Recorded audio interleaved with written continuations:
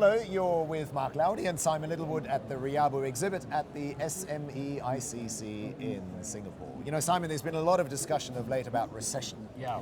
We've seen an inversion of the yield curve in US interest rates. Donald Trump is trying to talk up the economy.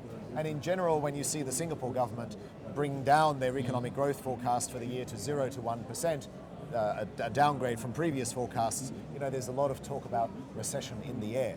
Now, our focus at RIABU, of course, is to ensure that you get your invoice paid on time, that you are first in line to get paid when your customer sits down to write checks at the end of the month.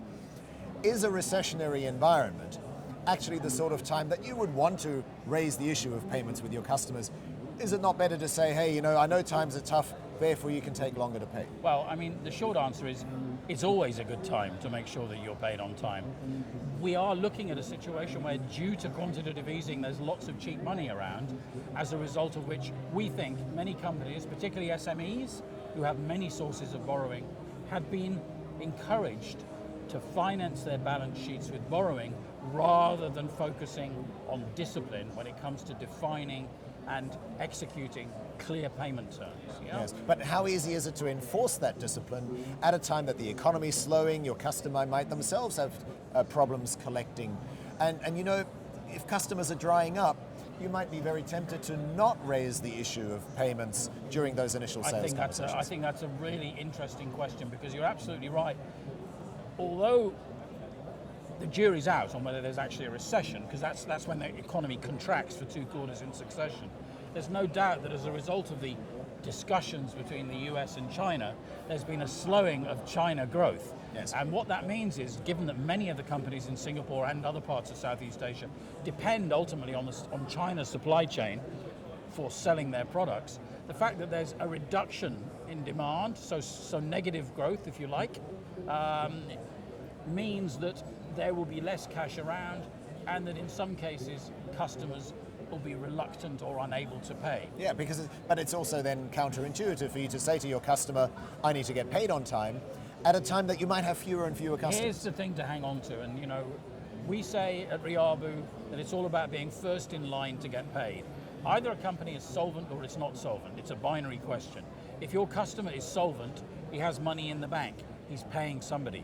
The question you need to ask, and we can help you with this, is what are the things that I need to do to make sure that I am always the one that gets paid on time? And that's a process of discipline and education. Yep. And there's never a bad time to do that. It's much better if you do it when times are good, so that when times get bad, you're already ahead of the game. But frankly, whether you take the view that there's a recession or whether things are just slowing down a bit, whichever view you take, it's a really good time now to start focusing on this, to start becoming the company that demonstrates a superior commitment to engagement and service with your customer. But would you tackle this in a different way than if times are really good? For example, would you be a little bit softer in your approach to highlight your payment terms to the customer? What if the customer says to you, you're so whacking me all the time about your payment terms, I'm going to find somebody else to deal with? Well, there are a couple of ways of approaching this. The first thing that I would strongly advocate is openness and integrity with your customer. So sit down with the customer and ask him how he's doing, and tell him how you're doing and what else is going on in the market. Now, RIABU can help with this because we have data, right? And have a discussion on how he's doing, and and in most cases, if you're sympathetic to what he is encountering, you can build a better understanding of what you need to do to make him comfortable that he needs to pay you.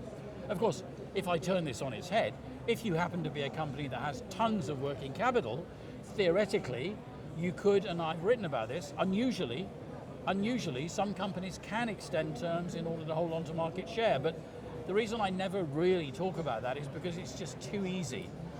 If you once broach that as a notion, you're going to have your sales team are going to run away with the idea that they can essentially sell and no one will have to pay, right? Right.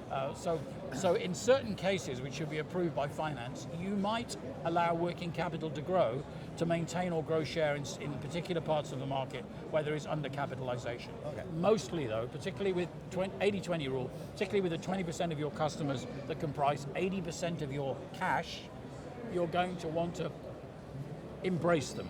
Right. You're going to want to find out what's going on and make a point of trying to help them so that they remain close and pay you on time. So in sum, you should have that conversation anyway, but even in difficult times, by having an open conversation that lays the cards on the table, I suppose, about payment terms. He's having difficult times. What does he want? So you don't. It's like anything else. You start by listening. How do you sell? How do you make somebody friendly? How do you make them offer you something? You listen. What are you hearing? How can we help? What can we do?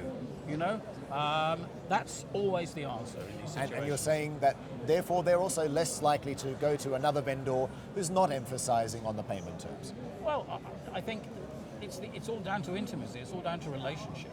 You know, at the end of the day, no two vendors are alike.